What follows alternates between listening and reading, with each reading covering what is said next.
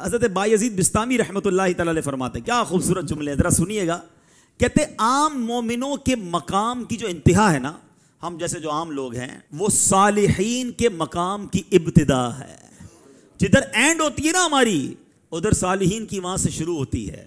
فرمایا صالحین کے مقام کی جو انتہا ہے نا، وہ شہیدوں کے مقام کی ابتدا ہے. فرمایا جو شہیدوں کے مقام کی انتہا ہے، وہ صدیقوں کے مقام کی ابتدا ہے. صدیقوں کے مقام کی جو انتہا ہے، وہ نبیوں کے مقام کی ابتدا ہے. فرمایا جو نبیوں کے مقام کی انتہا ہے، وہ رسولوں کے مقام کی ابتدا ہے. فرمایا جو رسولوں کے مقام کی انتہا ہے، وہ اولو العزم رسول جو چند ہیں، اللہ کی بارگاہ میں بڑا مقام ہے، ان کے مقام کی ابتدا ہے. اور کہا جہاں اولو العزم رسولوں کے مقام کی انتہا ہے، وہاں نبی مکرم جناب رسول اللہ صلی اللہ تعالی علیہ وسلم کے مقام کی ابتدا ہے. اور سنو، حبیب خدا کے مقام کی انتہا کوئی جانتا ہی نہیں ہے کہ رب نے اپنے حبیب کو کتنا اور کیسا مقام عطا فرمایا. جبھی تو بریلی کے تاجدار لکھتے ہیں نا، وہ خدا نے ہے مرتبہ تجھ کو دیا، نہ کسی کو ملے نہ کسی کو ملا، کہ کلام مجید نے کھائی شہا، تیرے شہر و کلام و بقا کی قسم. ایک اور بات سیکھنے والی ہے، کوئی غوث بن جائے، کتب بن جائے، ابدال بن جائے، ولیوں کا سردار بن جائے، مگر وہ کسی صحابی کے مرتبے پر نہیں پہنچ سکتا ہے. ہاں، سارے اولیاء جو ہے نا، وہ کیٹیگری میں صحابہ ان سے اعلیٰ ہیں. اچھا، کچھ صحابہ ایسے ہیں جنہوں نے ایک بھی نماز نہیں پڑھی. کیوں؟ ایک بھی روزہ نہیں رکھا، کوئی صدقہ نہیں کیا.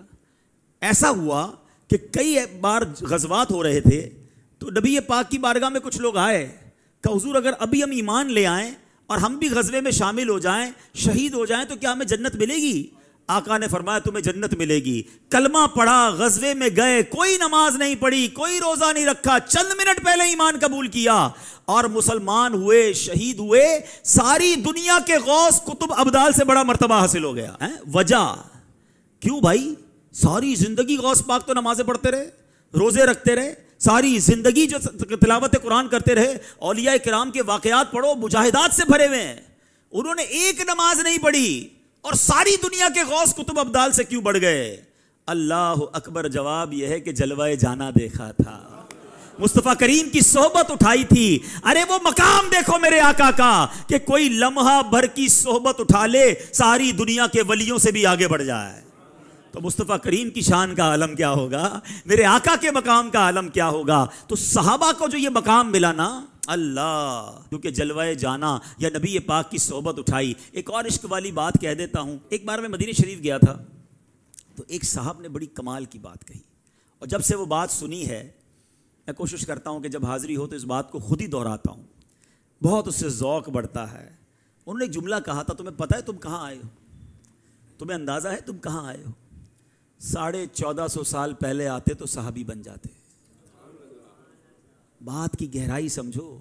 یہی تو ہوا تھا. ایمان کی حالت میں لوگ پہنچے تھے آقا کے پاس، دیدار کرتے رہے اور صحابی بنتے رہے.